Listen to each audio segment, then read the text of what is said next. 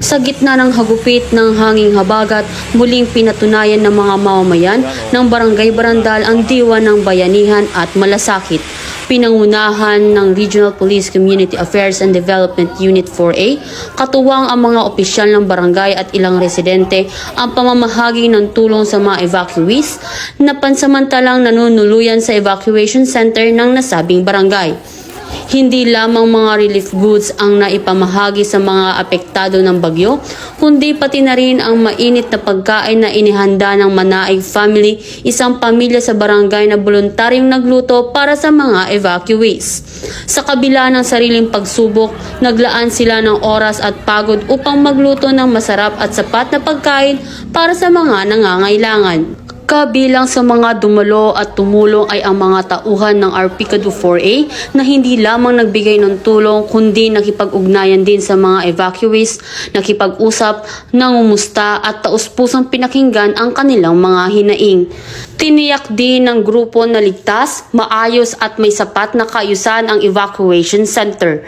Ang kanilang presensya ay nagsilbing simbolo ng seguridad at pag-asa para sa mga apektadong residente.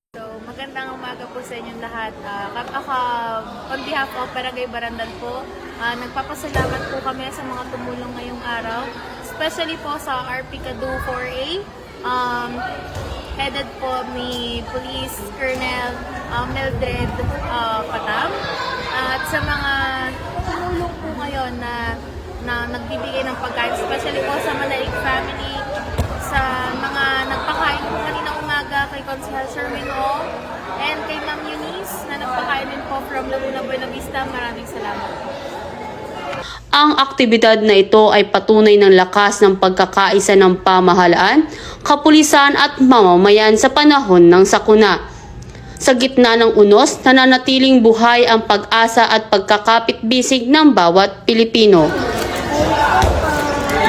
Mula dito sa Barangay Hall, Barangay Barandal, Calamba City, Laguna, ako ang inyong Police News Network Correspondent, Patrolwoman Jessica S. Obrero, alagad ng batas, tagataguyod ng Balitang Pulis.